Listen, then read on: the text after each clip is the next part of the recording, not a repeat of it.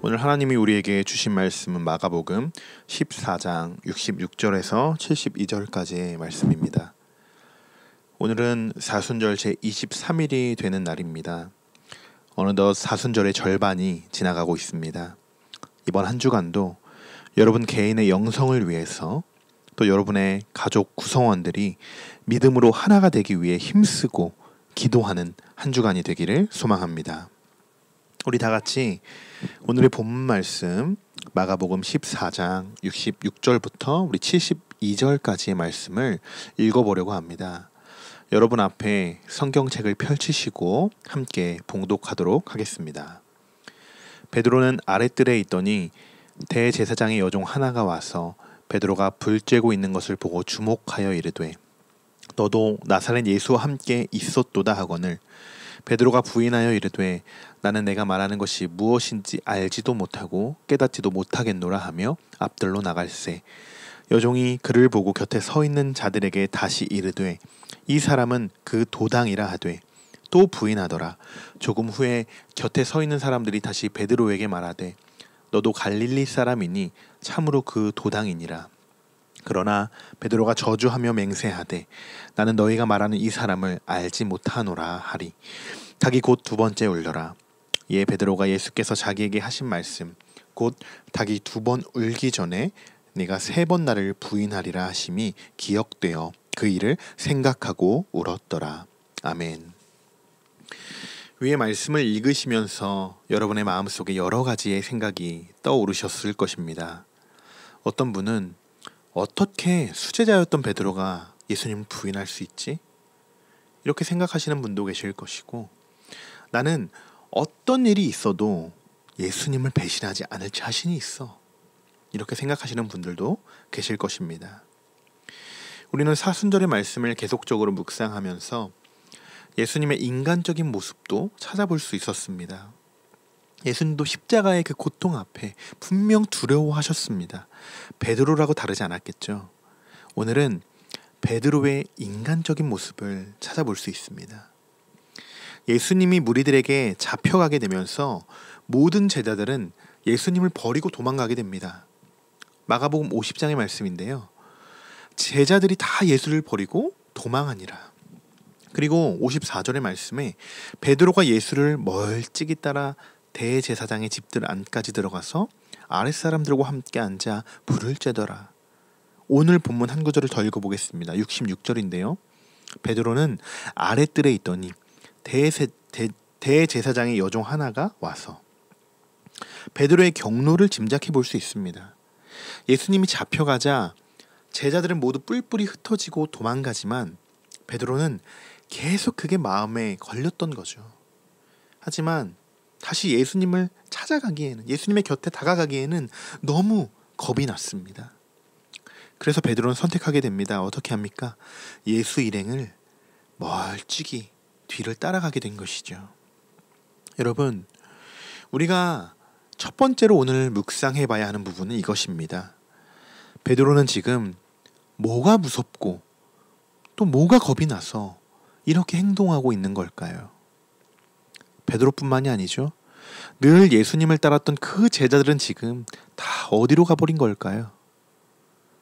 그나마 예수님의 뒤를 따라간 베드로. 하지만 그는 무엇 때문에 당당히 예수님을 따라가지 못하고 몰래 그 뒤를 따라가게 된 건가요? 그것은 아마도 그들이 아직 십자가를 지려는 각오, 십자가를 지려는 그 각오가 되어 있지 않았기 때문이 아닐까요? 여러분은 어떠십니까? 여러분은 예수님이 어디를 가시든지 그 길을 따라갈 용기와 믿음이 있으십니까? 우리가 예수님을 따라간다는 것은 넓고 편한 길이 아니라는 건 여러분도 잘 알고 계실 겁니다. 분명 예수님을 따르는 것이 우리에게는 축복이기는 하지만 고난의 여정 또한 겪게 된다는 것을 우리는 잘 알고 있습니다. 예수님을 믿는다는 것, 예수님의 고난에 동참한다는 의미는 나도 예수님처럼 십자가를 짊어지겠습니다 라는 의미이자 결단입니다. 제자들은 이전까지 예수님의 수많은 이적과 기적들을 옆에서 경험했습니다.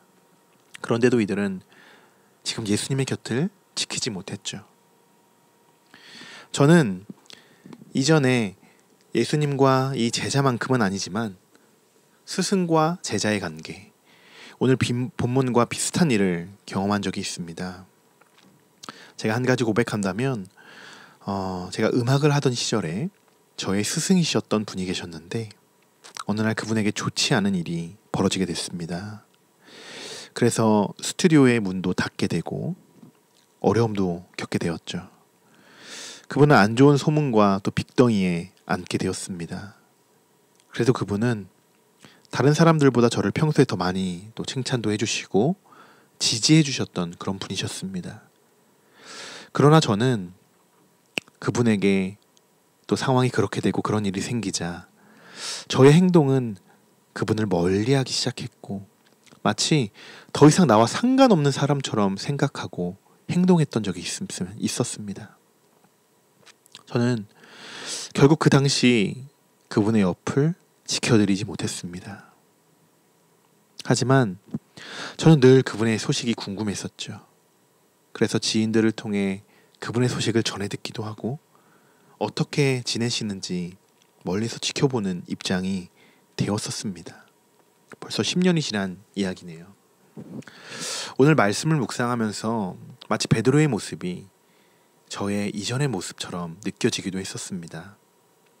저는 그분과 함께 엮이지 않으려고 했습니다. 왜일까요? 저도 그분처럼 되는 게 싫었기 때문이죠. 저는 그분을 신뢰했지만 분명히 잘 따르고 했지만 그분과 끝까지 함께 하려는 의지와 결단은 부족했습니다. 저는 스승이었던 그분의 편에 서지 못했고 베드로처럼 멀찍이 떨어져서 그분을 바라보기만 했습니다. 그럼 오늘 본문에서 지금 제자들은 다 도망가고 흩어져 있는 이 상황 속에서 여러분 예수님의 마음은 어떠셨을까요? 오늘 우리가 묵상하고자 하는 두 번째 주제입니다. 지금 예수님의 마음은 어떠셨을까? 예수님은 어떤 분이십니까? 예수님은 제자들과 늘 함께 하셨죠. 예수님은 제자들에게 기도를 가르치시기도 하며 때론 무섭게 혼을 내기도 하시면서 제자들의 믿음이 성장하기를 원하셨습니다. 예수님은 지금 우리에게 어떤 분이십니까? 여러분에게 어떤 분이십니까? 예수님은 우리의 아픔과 상처까지도 싸매어 주시는 분이고 우리의 죄악까지도 짊어지신 분이시죠. 우리의 모든 죄를 사해 주시기 위해서 예수님이 이 땅에 오셨습니다. 그런 분이신데 우리들 정말 죽기까지 사랑하고 계시는 분이신데 왜 우리는 그분을 멀리하려고 할까요? 여러분, 오늘 이 시간 지금 법정 앞에 끌려가신 예수님의 그 마음을 묵상해 보시길 원합니다. 예수님의 주변에는 지금 아무도 예수님을 따르는 사람이 없습니다. 지금 예수님의 마음을 묵상해 보시고 지금 우리에게 뭐라고 말씀하고 계시는지 한번 그 음성을 들어보시기 바랍니다. 베드로가 멀찍이 떨어져 불을 쬐고 있을 때 대제사장의 여종 한 명이 베드로를 발견합니다. 그리고 베드로에게 이렇게 말하죠. 너도 나사렛 예수와 함께 있었도다. 여종은 딱 집어서 이야기합니다. 예수와 함께 있었던 사람이 혹시 아니냐라고 묻는 게 아닙니다. 너도 예수와 함께 있었잖아 라고 말하는 것이죠. 이런 말을 들은 베드로 심정은 어땠을까요? 아마도 깜짝 놀랐을 겁니다. 그 이야기를 들은 베드로는 어떻게 반응했을까요? 부인하게 되죠. 68절, 70절, 71절 이렇게 총 3번 부인하게 됩니다. 68절에는 베드로가 부인하여 이르되 나는 내가 말하는 것이 무엇인지 알지도 못하고 깨닫지도 못하겠노라. 첫 번째 부인이죠. 70절에는 여종이 다시 한번 도당이라고 말하자 베드로는 또 부인합니다. 그리고 마지막 3번째는 이번에는 부인하다 못해 저주하며 맹세까지 하는데요. 이렇게 71절에 베드로가 말하고 있습니다.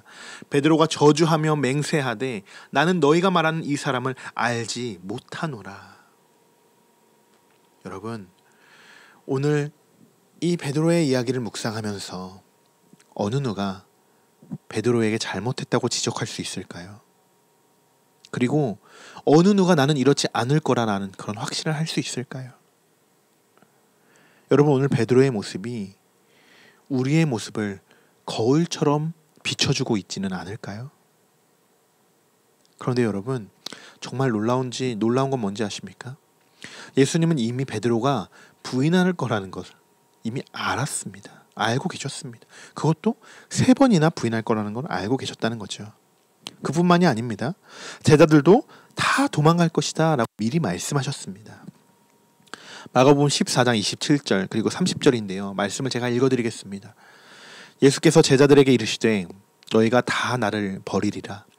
이는 기록된 바 내가 목자를 치리니 양들이 흩어지리라 하였음이라. 예수께서 이르시되 내가 진실로 내게 이르노니 오늘 이 밤 닭이 2번 울기 전에 내가 3번 나를 부인하리라. 아멘. 그러자 베드로가 31절에 예수님께 이렇게 대답했었습니다. 베드로가 힘있게 말하되 내가 주와 함께 죽을지언정 주를 부인하지 않겠나이다 하고 모든 제자도 이와 같이 말하니라. 여러분, 지금 베드로와 제자들이 뭐라고 합니까? 죽을지언정 주를 부인하지 않겠나이다. 이랬던 제자들이 오늘 본문에서 어떻게 합니까? 살려고 지금 다 도망쳐 버렸죠. 오늘 우리가 마지막으로 묵상해야 할 부분입니다. 이런 상황에 예수님은 제자들을 어떻게 대하십니까? 본문 어디 하나에도 예수님은 제자들을 질책하거나 원망하지 않으십니다. 저 같으면 너희들이 죽어도 나를 부인하지 않는다던데 그랬는데 너희들 어떻게 그럴 수 있냐? 라고 화를 내거나 원망했을 것 같습니다. 하지만 예수님은 아무 말씀도 하지 않으시고 침묵을 이어가십니다. 예수님은 어떻게 이렇게 하실 수 있으셨을까요? 저는 이렇게 생각해 봅니다. 예수님은 정말 진심으로 제자들을 사랑하셨구나. 제자들을 향한 예수님의 사랑을 저는 충분히 보여주셨다고 생각합니다. 그리고 그런 사랑 속에서 예수님은 제자들 스스로가 깨닫기를 원하셨던 것이죠. 오늘 마지막 72절의 말씀인데요. 우리 함께 읽어보겠습니다. 닭이 곧 2번째 울더라. 이에 베드로가 예수께서 자기에게 하신 말씀 곧 닭이 2번 울기 전에 내가 3번 나를 부인하리라 하심이 기억되어 그 일을 생각하고 울었더라. 아마도 베드로는 펑펑 울었을 것입니다.